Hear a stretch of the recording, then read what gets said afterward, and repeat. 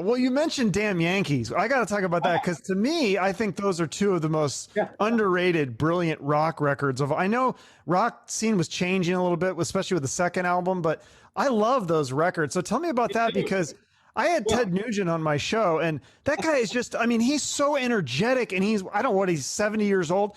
Was he bouncing off the walls in the studio too? I know you said something about how he wasn't around for a lot of it, but when he was there, was he crazy? Well, Ted is very entertaining. Yeah. Ted is like a preacher on meth.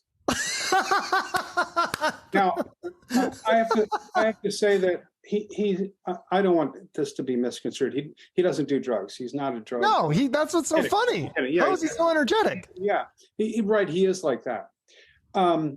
There is this backstory to Damn Yankees. It's interesting. John Kolodner, kind of a famous A&R guy, with a beard. Yeah, dude looks like a lady. Video. Right. He always in a white coat.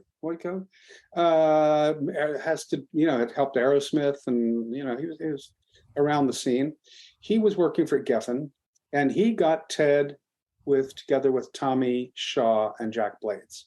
He's the one that put that together. And they did those that were great. And it was a great mixture of talent. However, I'm trying to think of the name of the president of Geffen Records at the time. It doesn't matter. He passed on the project. So imagine after putting that together, he didn't want to do it. Okay. So it went to Warner Brothers, and Michael Austin called me up and said, "Get down here. I want you to hear this." And he played me six songs that they had worked up. And I said, "I want to do it." But at the same time, I was worried because I had told Night Ranger's manager that I would do a Night Ranger album. And I passed on it and left them hanging a couple of years earlier in '87, I think. Something like that. I did something else, and I felt bad about it, but I can only do so many projects, and I felt bad about it. I thought that maybe Jack Blades would, not be happy about that. Hold a grudge, but he didn't? No, he didn't. Oh, that's good. So, yeah, I'm sure that kind of stuff happens all the time. He can't. I've invited him over my house and smoothed things over with him, and we started getting down to work. Yeah, he is one of the most brilliant songwriters, I think. Totally underrated. I mean, Night Ranger stuff that they do today, I listen, I go, this is a great song. I mean, obviously they're not going to play it on the radio because whatever, but hit writer, him and Tommy Shaw. Yeah. And you had mentioned something about oh gosh, I forget now. Originally when you first started talking about Damn Yankees. Well, how Nugent you said Tommy would come in and be in the studio all day. Nugent would come in and do his parts and leave. Ted was in Ted's world, what we called it. His bow hunting paradise. And he shot a bow on my podcast. He was shooting the bow and arrow. Well, look, Damn Yankees was Ted Nugent's Road Show and Tommy Shaw and Jack Blades' studio album. That makes sense.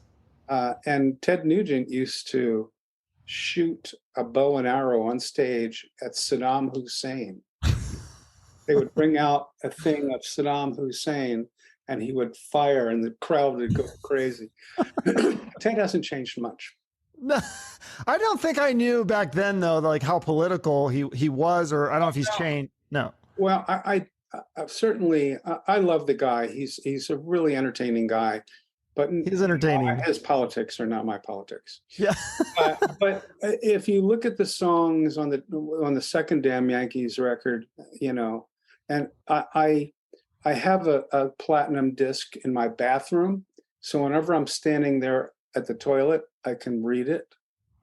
And the songs on there are Uprising, Don't Tread on Me. If you think about, yeah. He was writing about that stuff then. It's just that, that's the meaning. I just thought it was rock and roll to him. It's more subtle back then. way different for him. Yeah, yeah. Well, I love that, especially that second album. The production, the songwriting, all of it. The songs it's just good. It's good I stuff. know Great rock. it's easy to work with guys like that. Here's the thing that I'm getting back to about working with him, and in Ted's world, he just wanted to come and do everything at once. Now, when I first got this project, I went, wow, I love to have the two guitar player thing. Right. They play off each other. Well, you can't play off each other if they're not playing at the same time, can you? Yeah. And so Tommy did most of the guitars, and Ted was really, really important. He wrote the riff on Coming of Age, which is very cool. And so he did some very important stuff. He didn't do as much as I would have liked him to, because he chose not to. He chose to stay. He came and did his rhythm parts and then left. So there's little other parts that crop up that Tommy did all those little parts. When he came back to do the solos 6 weeks later, usually as a producer, you have to be ready with the record button to hit that button, because you might get the best solo that you'd ever gotten right then, first time. I hit the record button. He didn't remember the song. He had to figure out what key it was in. He did no homework. However, he's Ted fucking Nugent. So he can go in and do that. And in a half an hour, he had a great solo.